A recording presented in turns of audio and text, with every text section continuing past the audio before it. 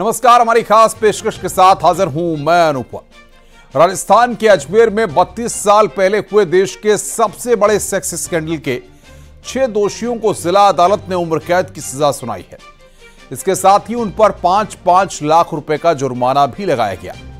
साल 1992 में 100 से ज्यादा कॉलेज गर्ल्स के साथ गैंगरेप और उनकी न्यूड फोटो सर्कुलेट होने पर तहलका मच गया था।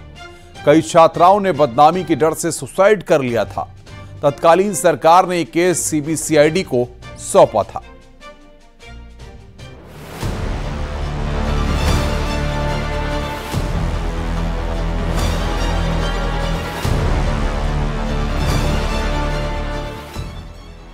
सबसे बड़े सेक्स स्कैंडल में बड़ा फैसला आया है।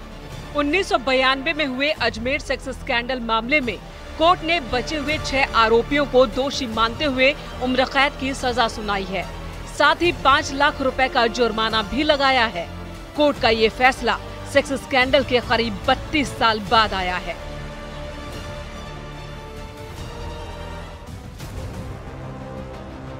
कोर्ट ने नफीस चिश्ती, नसीम उर्फ टार्जन, सलीम चिश्ती, इकबाल भाटी, सोहिल गणी, सैयद जमीर हुसैन को उम्र कैद की सजा सुनाई। सजा सुनाते वक्त सभी 6 दोषी कोर्ट में थे। एक आरोपी इकबाल भाटी को एम्बुलेंस से दिल्ली से अजमेर लाया गया था। और सब न्यायालय द्वारा जो भी निर्णय सुनाया गया है उसके प्रति सबने अपनी संवेदनाएं व्यक्त करी है कि इतना अच्छा निर्णय न्यायालय द्वारा आया है और सभी मुलजिम जो अभी विचाराधीन थे सबको दोषी घोषित किया गया है। साल 1992 में 100 से ज्यादा कॉलेज जाने वाली लड़कियों को ब्लैकमेल कर उनका रेप किया गया था और उनकी नग्न तस्वीरें खींची जाती थी। इन्हीं तस्वीरों के जरिए उन्हें ब्लैकमेल किया जाता था। ये ऐसा मामला था जिसने न सिर्फ राजस्थान बल्कि पूरे देश को सन्न कर दिया था। हैरान करने वाली बात तो ये थी कि इस सेक्स स्कैंडल का मास्टरमाइंड तत्कालीन अजमेर यूथ कांग्रेस का अध्यक्ष फारूक चिश्ती था। इस केस की मॉडस ऑपरेंडी सुनकर आप हैरान रह जाएंगे। जिस तरह से इस सेक्स रैकेट को अंजाम दिया गया वो पहले कभी नहीं हुआ था। सभी आरोपियों ने एक बिजनेसमैन के बेटे से पहले दोस्ती की और फिर उसके साथ कुकर्म किया, उसकी अश्लील तस्वीरें खींच ली और फिर यहाँ से शुरू हुआ ब्लैकमेलिंग का गंदा खेल। ब्लैकमेल कर उसकी गर्लफ्रेंड को पोल्ट्री फार्म लाया गया और उसके साथ रेप किया गया। बिजनेसमैन की गर्लफ्रेंड की भी अश्लील तस्वीरें खींच ली गई और फिर उस लड़की पर अपनी सहेलियों को लाने का दबाव बनाया जाने लगा। एक एक कर न जाने कितनी लड़कियों से रेप किया गया और अश्लील वीडियो बनाए गए। कॉलेज की लड़कियों को अलग अलग जगह बुलाया जाने लगा और सभी को ब्लैकमेल कर अपनी सहेलियों को लाने के लिए मजबूर किया गया। इस तरह से इस सेक्स स्कैंडल में कई लड़कियां फंस गई। ये केस तो बहुत लंबे समय से चल रहा था। करीब 2012 से उसमें ट्रायल शुरू हुई थी और मैंने 20 में दरगाह थानाधिकारी के तौर पर ज्वाइन किया। तत्कालीन एसपी राजदीप सर, उसके तुरंत बाद श्री जगदीश शर्मा जी, फिर विकास शर्मा सर और चूनाराम जाट सर, 4 पुलिस अधीक्षक महोदय के निर्देशन में उक्त केस में मैं जो कि केस ऑफिसर था और बड़े लंबे समय से गवाहों की तलबी हो रही थी, गवाह नहीं पहुंच रहे थे, जिनमें वो महिलाएं भी थीं जिनके साथ ये अपराध घटित हुआ। चूँकि वो मीडिया की बार बार सुर्खियां बन रहा था तो श्रीमान तत्कालीन पुलिस अधीक्षक महोदयगण द्वारा बराबर टीम का फॉलोअप करते हुए मेरे को निर्देशित किया गया। तो मैंने फिर एक चैलेंज के रूप में लेके उसमें लगातार हमारे जो कांस्टेबल्स की टीम थी और जो एएसआई लगाए, सब इंस्पेक्टर्स लगाए, उन्होंने 40 गवाह एक साल में हमने कोरोना होते हुए भी कराए थे और हम पूरी तरह आश्वस्त थे कि जो गवाही हुई है और जिस तरीके से ये केस है पुराना, इसमें हमें सफलता मिलनी चाहिए। तो आज आप द्वारा मुझे ज्ञात हुआ है कि इसमें चूंकि सजा का ऐलान होना बाकी है लेकिन दोषी माना है, तो ये केस ऑफिसर स्कीम की भी जीत है, मुख्यालय की भी जीत है और हमारे जो टीम वर्क वहाँ पे हुआ तत्कालीन पुलिस अधीक्षक गण के नेतृत्व में, उसकी भी जीत है। कई पीड़ित लड़कियों की अश्लील तस्वीरें सर्कुलेट हो गई। बदनामी के डर से 6 छात्राओं ने खुदकुशी कर ली।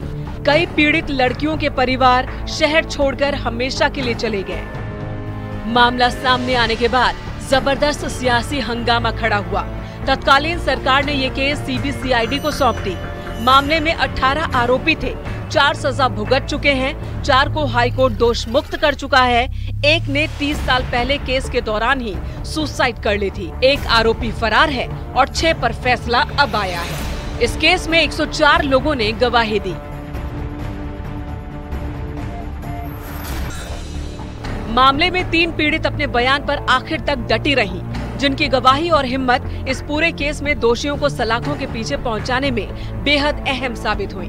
जांच के बाद पहले 8 लोगों की गिरफ्तारी हुई थी। वहीं साल 1994 में एक आरोपी पुरुषोत्तम जब जेल से बाहर आया तो उसने आत्महत्या कर ली। जबकि इस केस का पहला फैसला आया तो 8 दोषियों को उम्र कैद की सजा सुनाई गई और अब 32 साल बाद 6 दोषियों को उम्र कैद की सजा सुनाई गई है। ये फैसला ऐसे वक्त में आया है जब पूरा देश कोलकाता केस के कारण गुस्से में है। इस मामले में फैसला तो आ गया, लेकिन ये सवाल भी खड़ा हो गया कि आखिर फैसला आने में इतना वक्त क्यों लग गया। लोग ये मांग कर रहे हैं कि ऐसे मामलों में बिना देर किए ऐसी कार्रवाई की जानी चाहिए ताकि दोषियों के खिलाफ सख्त से सख्त कार्रवाई की नजीर पेश की जा सके। देश के बहुचर्चित ब्लैकमेल कांड में आज अजमेर न्यायालय ने अपना फैसला सुना दिया है। इस मामले में कई नाबालिग लड़कियां ब्लैकमेल का शिकार हुई थी, जिसके बाद 18 आरोपियों के खिलाफ केस दर्ज किया गया था। इस मामले में पहले भी 9 आरोपियों को आजीवन कारावास की सजा सुनाई थी। अब अजमेर न्यायालय ने एक बार फिर बचे हुए 6 आरोपियों को आजीवन कारावास की सजा सुनाई है। इस मामले में सभी पर 5-5 लाख रुपए का अर्थदंड भी लगाया है। अभी इस मामले में एक और आरोपी फरार चल रहा है। कैमरा पर्सन कौशल सेन के साथ अशोक सिंह, न्यूज़ 18 अजमेर।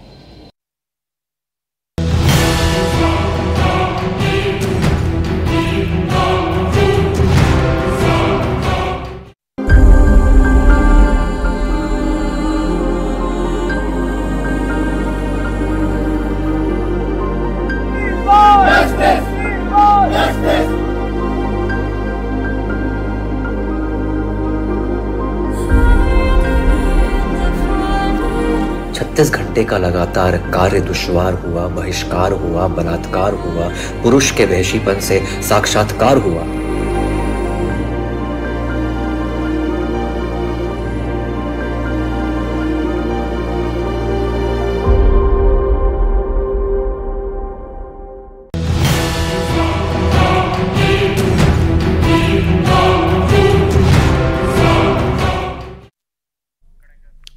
सोलह दिसंबर 2012 से 9 अगस्त 2024 करीब 11 साल बीत गए। देश में सत्ता बदल गई, दुनिया की सोच बदल गई, जमाना भी बदल गया, लेकिन कुछ नहीं बदला तो बहन बेटियों के साथ होता जुल्म सितम। ना महिला हिंसा के आंकड़ों में कोई कमी आई है, ना समाज में इंसान की शक्ल लिए घूमते वहशी दरिंदों की संख्या कम हुई। यही वजह है कि 2012 में देश ने निर्भया कांड देखा, 2024 में कोलकाता केस, लेकिन ये 2 केस तो बेटियों से हैवानियत की कहानी की शुरुआत है। सच तो यह है कि बेटियां न कोख में सुरक्षित हैं, घर में सुरक्षित हैं, न दफ्तर में, न बाजार में, न सफर में। वो बस तब तक सुरक्षित हैं जब तक किसी दरिंदे की उन पर नजर नहीं पड़ती। देश ने कल रक्षाबंधन तो मनाया, लेकिन हाथ पर राखी बांधने वाली बहनें को वो सुरक्षा बंधन से कौन बांधेगा, क्योंकि घर का गुस्सा सड़क तक आ चुका है। कोलकाता जैसा ही कांड महाराष्ट्र में हुआ, फिर रुद्रपुर, देहरादून, मुरादाबाद, अंबेडकर नगर और न जाने कितने शहर हैं।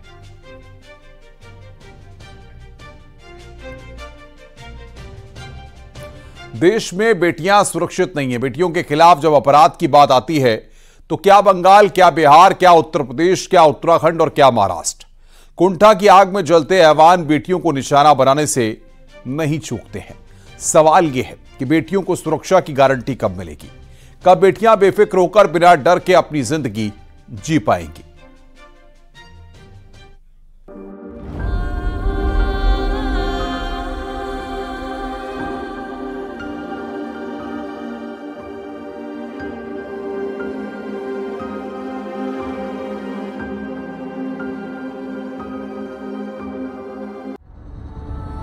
कहीं रेप, कहीं गैंगरेप, कहीं छेड़छाड़, कहीं ब्लैकमेलिंग, कहीं शोषण, कहीं बेटियों का कत्ल, कहीं एसिड अटैक।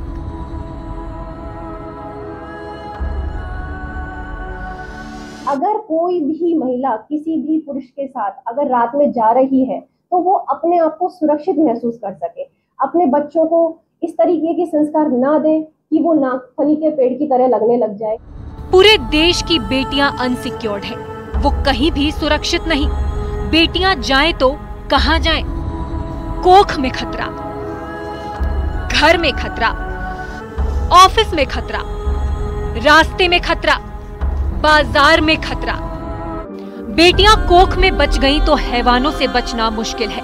आज कोलकाता कांड के बाद पूरे देश में गुस्से का उबाल है, लेकिन हर दिन कितने कोलकाता कांड होते हैं, कितनी बेटियां जुल्म और सितम का शिकार होती हैं, कोई जानना ही नहीं चाहता। तरह की एट्रोसिटीज अगेंस्ट वुमेन हम देख रहे हैं। कोलकाता केस ने तो पूरे विश्व को हिला के रख दिया है, और निर्भया के बाद हम अब देख रहे हैं इतना रोष आक्रोश जो हमें अब दिख रहा है, सड़कों पर दिख रहा है, या जनता में दिख रहा है, या लोगों में दिख रहा है। मुझे लगता है कि इतने केसेस हुए अभी हाल फिलहाल में, अगर एक हफ्ते में गिरे तो उत्तराखंड में, राजस्थान में, अभी फिलहाल से बॉम्बे से एक खबर आ रही है बच्चियों के स्कूल में बलात्कार और जैसी हरकतें अगर होती रहेंगी तो मुझे नहीं लगता कि और भी कोई चीज किसी सरकारों की प्रायोरिटी होनी चाहिए। सबसे ऊपर हमारी महिला की सुरक्षा होनी चाहिए। अभी उत्तराखंड के रुद्रप्रयाग में कोलकाता जैसी हवानियत हुई। वहाँ डॉक्टर बिटिया थी, यहाँ नर्स माँ, लेकिन यहाँ तो कोई प्रदर्शन नहीं हुए। इसी तरह मुरादाबाद में तो डॉक्टर ने ही नर्स की असमत लूट ली, उसी अस्पताल में जहाँ पूरे विश्वास के साथ वो रात दिन काम किया करती थी। अब आप ही बताइए, बेटियां कहाँ सुरक्षित हैं? तो संस्कार या हमारी भारतीय संस्कृति की जो नींव है, जो एक रूट है, वो बच्चों में आजकल बहुत कम देखने को मिल रही है। तो सबसे पहले मुद्दा तो मैं समाज से पहले उन माता पिताओं के लिए रखना चाहती हूँ। मैं भी एक माँ हूँ, तो मैं खुद के लिए भी रखना चाहती हूँ कि हम अपने बच्चों को भारतीय संस्कृति के रीत रिवाज पूरी तरीके से सिखाएं, आधुनिक युग में बदलें, परिवर्तन। अगर कोई भी महिला किसी भी पुरुष के साथ अगर रात में जा रही है तो वो अपने आप को सुरक्षित महसूस कर सके, अपने बच्चों को इस तरीके के संस्कार ना दे कि वो नागफनी के पेड़ की तरह लगने लग जाए।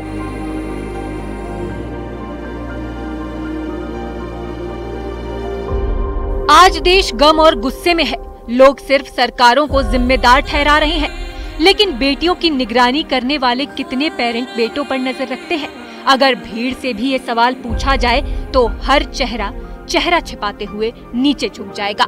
और यहीं से सवाल उठता है कि देश में कितने कोलकाता कांड, बेटियों के खिलाफ कब थमेगा अत्याचार, कब बेटियां घर दफ्तर में होंगी महफूज, कौन देगा बेटियों की सुरक्षा की गारंटी?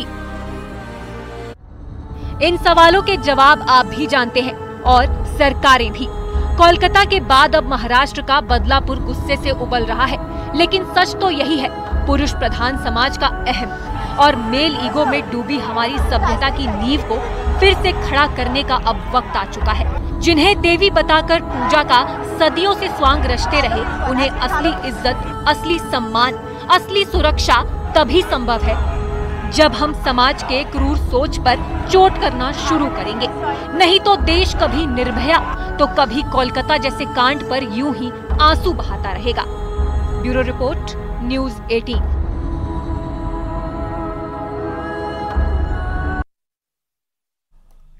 बेटियां घर के बाहर ही खतरे में नहीं होती, उन्हें अपने ही घर में भी खतरा होता है।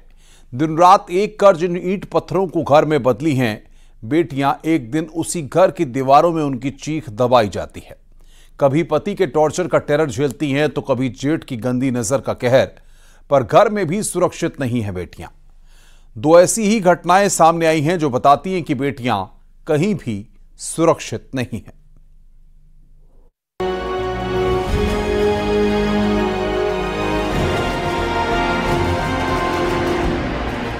बेटियों के खिलाफ हो रहे अपराध से देश गम और गुस्से में है।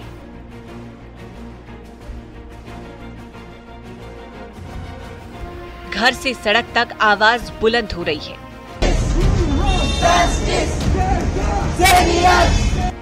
निर्भया जैसी वारदात दोहराई तो लोग उसी तेवर में सड़कों पर सामने आ गए।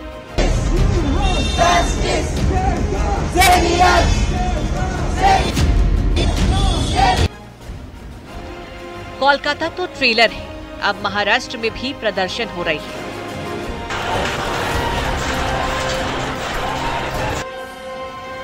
लेकिन सवाल ये है कि सड़क पर घूम रहे भेड़ियों से अगर बेटियां बच भी जाएंगी तो घर के शैतानों से उनकी सलामती की गारंटी कौन देगा?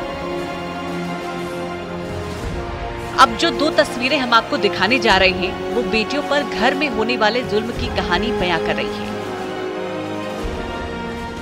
एक तस्वीर मुरादाबाद की है और दूसरी प्रयागराज की। दोनों की कहानी ऐसी कि सुनकर कलेजा कांप उठे।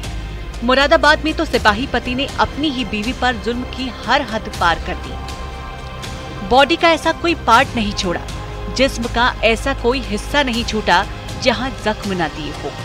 कुछ इसी तरह प्रयागराज में भी हुआ, जहां जेठ जुल्मी बन गया। प्रयागराज के गंगानगर इलाके में एक महिला हैवानियत की हर हद पार कर दी गई। आरोप है कि पीड़ित के जेठ ने अपने साथियों के साथ मिलकर न सिर्फ रेप किया बल्कि प्राइवेट पार्ट में सरिया डाल दी। जरा सोचिए, ऐसे जुल्मी जब घर में ही बैठे हो तब बहन बेटियों को कोई कैसे बचा पाएगा?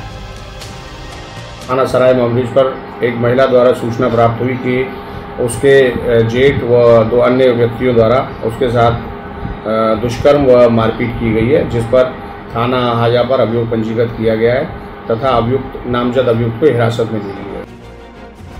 महिला बेहोशी की हालत में खेत पे मिली थी, लिहाजा गांव वालों में ही किसी ने अस्पताल पहुंचाकर उसकी जान बचाई।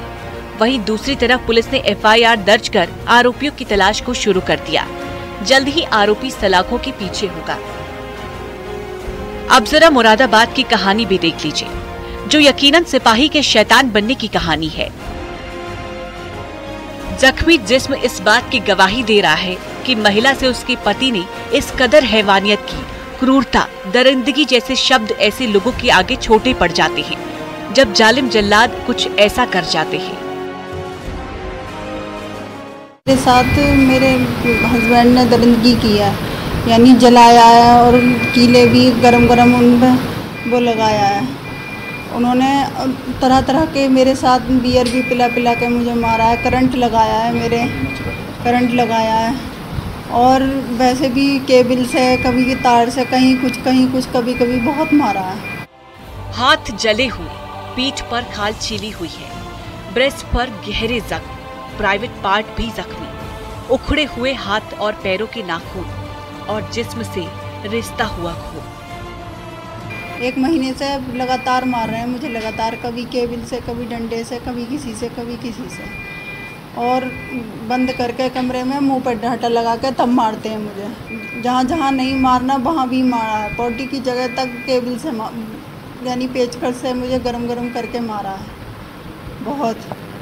और मेरे साथ तमाम ऐसी घटना हुई है कि बांध के। ये खौफनाक कहानी मुरादाबाद के पाकबाड़ा थाने इलाके की है। महिला की गवाही सुन कलेजा फट जाएगा। भला दहेज के लिए अपनी ही बीवी पर ऐसा जुल्म कोई कैसे कर सकता है? मानाठेर थाना इलाके के नसीरपुर के रहने वाले सुखवीर सिंह ने अपनी बेटी शिवाली की शादी 3 साल पहले विकास सिंह के साथ की थी। विकास पुलिस विभाग में सिपाही है और उसकी तैनाती उन्नाव जिले में चल रही है, लेकिन कोई नहीं जानता था कि विकास दहेज का इतना बड़ा दानव निकलेगा। जहाँ कहीं भी ऐसी जगह नहीं है जहाँ मेरे चोट नहीं है, जहाँ मेरे जलाया नहीं है। हर जगह मेरे जलाया है। प्राइवेट पार्ट में भी उन्होंने मेरे जलाया है, कि उससे एक लोहे की कील से उससे जलाया है प्राइवेट पार्ट में भी, और मेरे छाती में भी सहरे में जलाया है, वो भी मेरे कील से जलाया गया है, और खूब लाल लाल कर करके खूब तेजी से जलाया गया है। वैसे तो पुलिस ने शैतान सिपाही को गिरफ्तार कर लिया है, लेकिन सवाल ये है कि जब बेटियां अपने ही घरों में सुरक्षित नहीं, शहर में, सफर में, दफ्तर में सुरक्षित नहीं, तो बेटियां कहां सुरक्षित है? Bureau report, news 18।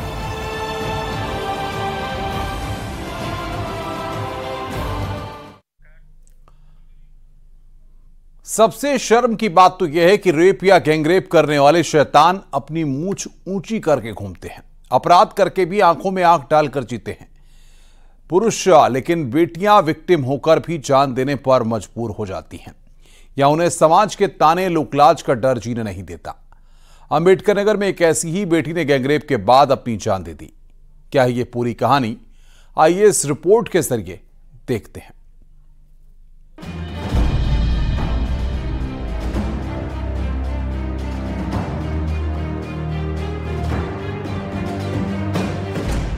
ये एक और बेटी पर हुए अत्याचार की कहानी है,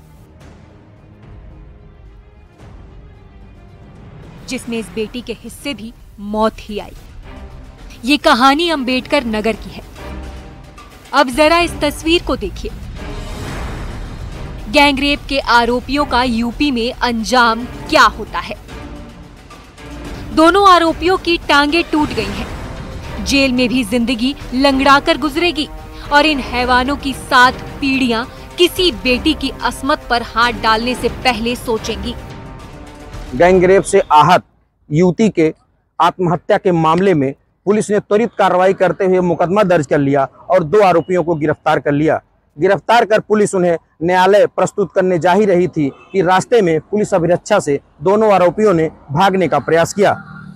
भागने के प्रयास में दोनों आरोपियों के पैर में फ्रैक्चर हो गया। परिवार की माने तो पास के ही कुछ लड़के लड़की को बहला फुसला कर घर से ले गए और बारी बारी से गैंगरेप किया। अपने साथ हुई हैवानियत से ये बेटी इतनी टूट गई कि घर वापस लौटी तो फंडे से लटक कर जान दे दी। तो लड़की के साथ वो लोग बलात्कार किए थे और लड़की केवल इज्जत बचाने के लिए वो कह नहीं पा रही थी। किस स्थिति में मिली थी आपको लड़की? हमें वहाँ पचरी जूनियर हाई स्कूल के पास मिली। वो भी किसी से फ़ोन करके बुलवाई, तब मैं गया उसको लेकर आए। वो शर्म के मारे घर नहीं आ रही।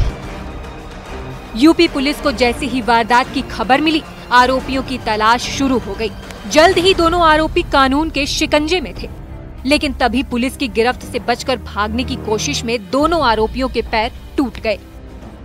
मुकदमा अपराध संख्या 240/24 में 2 अभियुक्तों को गिरफ्तार कर आज माननीय न्यायालय के समक्ष रिमांड हेतु ले जाया जा रहा था।